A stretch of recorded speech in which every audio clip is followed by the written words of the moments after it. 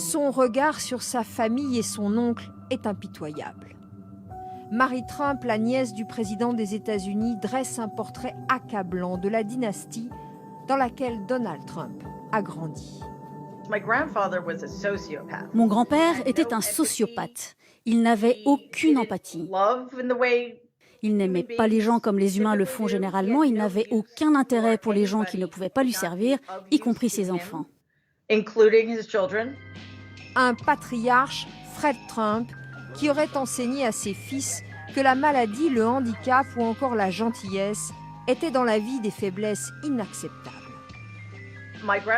Mon grand-père voulait un fils qui soit un tueur, qui serait un gars dur, qui gagnerait à tout prix. Et Donald a bien compris que c'était comme ça qu'il fallait se comporter. Et voici les mots de l'actuel président en 1980. Le monde se divise entre les gens qui ont un instinct de tueur et ceux qui ne l'ont pas. Dans la famille, le mensonge était valorisé, raconte la nièce.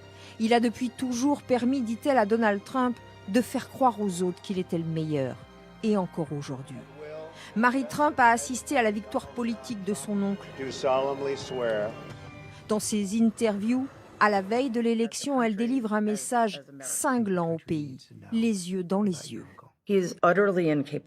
Il est totalement incapable de gouverner ce pays. Et c'est dangereux de le laisser faire. Vous dites cela en vous basant sur le présent ou sur le passé? Sur ce que j'ai vu de lui toute ma vie d'adulte. Son livre fourmille d'anecdotes sur un oncle qui, dit-elle, se veut invulnérable. Ainsi, l'histoire du plat de purée renversé sur la tête de Donald enfant par son frère, racontée pendant les repas de famille, mais qui déclenche sa colère, même 60 ans plus tard. Il croise les bras, il fait la moue, il regarde par terre. Et il est en colère. L'histoire fait rire tout le monde. Ça semble une petite anecdote sans importance, mais il n'a pas oublié. Et il ferait n'importe quoi pour éviter l'humiliation, quitte à humilier constamment les autres.